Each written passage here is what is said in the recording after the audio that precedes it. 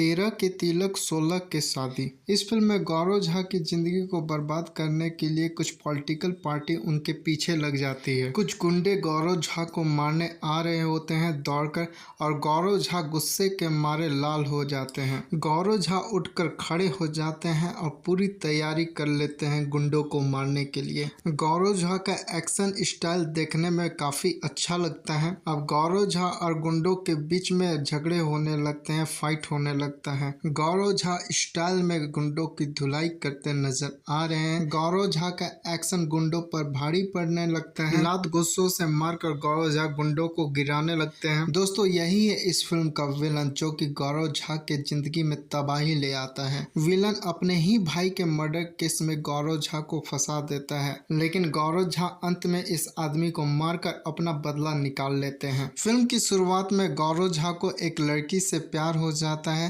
और वो लड़की भी गौरव झा से बेशुमार प्यार करती है। अब गौरव झा और उनकी प्रेमिका के बीच में गुल खिलने लगता है। दोनों एक दूसरे के साथ टाइम गुजारने लगते हैं। दोनों में प्यार गहरा होता जाता है। गौरव झा अपने प्रेमिका की यादों में खोए हुए रहते हैं। दोनों एक दूसरे से बहुत प्यार करते हैं। अब फिल्म में एंट्री होती है विलन की। ये आदमी अपने छोटे भाई से बहुत प्यार करता है और उसकी हर ख्वाहिश को पूरा करता है। और ये एक नेता होता है और नेता लोगों का काफ़ी ज़्यादा दुश्मनी होता है। दोस्तों, आप तो जानते ही हैं, इसका नेतागिरी करना काम होता है। फिल्म में एक्शन है, रोमांस है और कॉमेडी भी है। दोस्तों, यहाँ पे गौरव झा के पिताजी उनसे पूछते हैं कहाँ गए थे तुम, तो वो अपने पिता को जवाब देते हैं कि एक दोस्त के बाप की 13वीं में। तो गौरव झा के पिता उनसे पूछते हैं कि 13वीं में जाना जरूरी था क्या?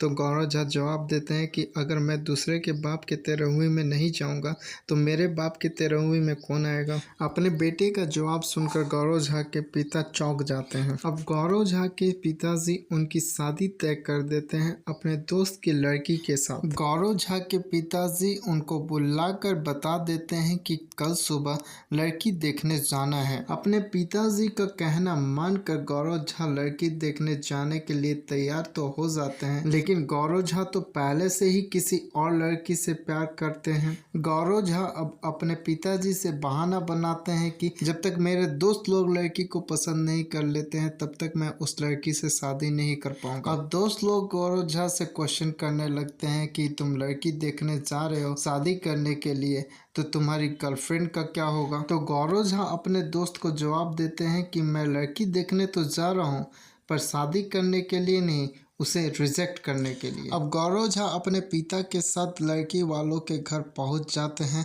पर गौरव झा लड़की के पिताजी से बोल देते हैं कि मुझे लड़की पसंद नहीं है। जब गौरव झा के पिताजी लड़की के पिताजी से पूछते हैं कि कैसा लगा दामाद, तो लड़की के पिताजी बोलते हैं कैसा दामाद, तुम्हारे लड़के को तो मेरी लड़की ही पसंद नहीं है। जब पिताजी नापसंद करने का कारण गौरव झा से पूछते हैं तो गौरव झा बोलते हैं कि नहीं पसंद है का मतलब नहीं पसंद है। फिर जब सब लोग खाना खाने बैठते हैं तो गौरव झा के पिताजी बोलते हैं गौरव झा से कि तुम एक काम करो, यहाँ पे 10 दिन रुक जाओ, तुम्हें सब पसंद आ जाएगा। तो गौरव झा लड़की के घर में 10 दिन रुकने के लिए तैयार हो जाते हैं। अब गौरव झा आराम से ऐश कर रहे होते हैं अपने होने वाले ससुराल में। अब गौरव झा ज्यादा से ज्यादा टाइम बिताने लगते हैं उस लड़की के साथ जिसे वो शादी करने के लिए देखने गए थे। धीरे धीरे लड़की के हुस्न का जलवा भी गौरव झा पे छाने लगता है। इधर गौरव झा की गर्लफ्रेंड उनको ढूंढ रही होती है, उनके दोस्तों से पूछताछ करती है गौरव झा के बारे में। तो गौरव झा का दोस्त उनकी गर्लफ्रेंड से बता देता है कि गौरव झा गए हैं लड़की देखने शादी के लिए। ये सुनने के बाद गौरव झा की गर्लफ्रेंड सोचती है कि अगर उनको शादी दूसरे से ही करनी थी तो उन्होंने मेरे साथ प्यार का नाटक क्यों किया। इधर गौरव झा अपने होने वाले ससुराल में अपनी नई गर्लफ्रेंड के साथ अपने मंगेतर के साथ मजे कर रहे होते हैं। इधर ये लड़की होटल के कमरे में अकेले होती है, तभी उस पॉलिटिशियन का छोटा भाई आता है और इसे किडनैप कर लेता है और इसके साथ जबरदस्ती करने लगता है। इधर गौरव झा अपने दोस्तों को फोन करते हैं कि शेरा यानी कि उस पॉलिटिशियन का छोटा भाई का मर्डर हो चुका है और गौरव झा अपने दोस्तों को फोन पे कॉल करके बोलते हैं कि जल्दी वहां से भाग जाने के लिए। फोन पे गौरव झा की बातों को सुनकर उनके दोस्त लोग उस जगह को छोड़कर भाग जाते हैं जहां पर मर्डर हुआ होता है। चूंकि चूँकि ये सारे लोग वहीं पे मौजूद होते हैं जहाँ पर मर्डर हुआ होता है, तो गौरव झा भी अपने दोस्तों के साथ जल्दी से वहाँ से भाग जाते हैं। चूँकि ये पता तो होता नहीं है कि उस नेता के छोटे भाई का मर्डर किसने किया है, तो ये लोग सिर्फ डर के मारे भाग जाते हैं उस जगह को छोड़कर। अब पुलिस उस मर्डर का छानबीन करने लगती है और खूनी के तलाश में जुट जाती है। पुलिस को गौरव झा और उनके दोस्तों पर शक हो जाता है, क्योंकि मर्डर के वक्त ये चारों वहाँ पे मौजूद होते हैं उस जगह पर जहाँ पे मर्डर हुआ होता है। अब पुलिस ढूंढने लगती है गौरव झा और उनके दोस्तों को अरेस्ट करने के लिए। इधर इस पुलिस वाले पे सब लोग दबाव डालते हैं गौरव झा और उनके दोस्तों को ढूंढने के लिए। इसके डिपार्टमेंट वाले भी इस पुलिस वालों पे दबाव डालते हैं ढूंढने के लिए, और वो पॉलिटिशियन भी इस पुलिस वाले को फ़ोन करके धमकी देता है कि अगर ये पुलिस वाला गौरव झा और उनके दोस्तों को ढूंढकर अरेस्ट नहीं करेगा तो इसके खानदान को सबको उड़ा देगा वो पॉलिटिशियन। फिल्म का विलन तो नेता कम गुंडा ज्यादा है, इसलिए पुलिस वाले को भी धमकी दे देता है जान से मारने के लिए। अब ये पुलिस वाला जान बचाने के लिए गौरव झा और उनके दोस्तों को ढूंढने लगता है जी जान लगाकर। आखिरकार गौरव झा और उनके दोस्त पुलिस के हाथ लग जाते हैं और पुलिस उन लोगों को अरेस्ट कर लेती है और जेल में डाल देती है। तभी वो पुलिस वाला आता है जिसे नेता ने धमकी दी थी, और वो आते के साथ गौरव झा और उनके दोस्तों की धुलाई करने लगता है डंडे से, सिर्फ ये कबूल करवाने के लिए कि जो मर्डर हुआ है वो गौरव झा और उनके दोस्तों ने मिलकर किया है। ये पुलिस वाला गौरव झा को कॉलर से पकड़कर उठाता है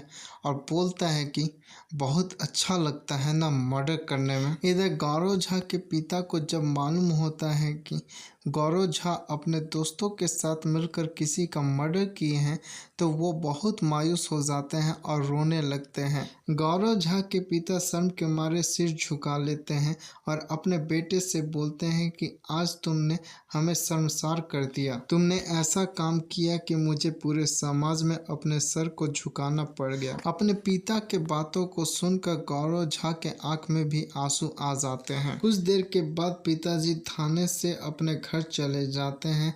तभी एक दोस्त गौरव झा से पूछता है कि अब हम लोगों का क्या होगा भैया। तभी गौरव झा अपने उस दोस्त को जवाब देते हैं कि हम लोगों को जेल से भागना पड़ेगा। फिर प्लानिंग करके गौरव झा अपने दोस्तों के साथ जेल से फरार हो जाते हैं। जेल से बाहर आकर गौरव झा असली कातिल का पता लगाते हैं। जब गौरव झा कातिल की तलाश करने लगते हैं तो पता चलता है कि जिसके मर्डर के केस में उनको अरेस्ट किया गया है, दरअसल में वो जिंदा है, वो पॉलिटिशियन का भाई जिंदा है। तो गौरव झा गुस्से में पॉलिटिशियन के भाई के अड्डे पर आ जाते हैं और हाथापाई स्टार्ट कर देते हैं और उस पॉलिटिशियन के भाई को मारने लगते हैं। गौरव झा पूरे गुस्से में होते हैं और पॉलिटिशियन के भाई के साथ खड़े गुंडों को मारने लगते हैं। जब गौरव झा गुंडों को मार रहे होते हैं तो वो पॉलिटिशियन भी वहां पे आ जाता है। गौरव झा गुंडों की धुलाई करते करते इस पॉलिटिशियन की भी धुलाई कर देते हैं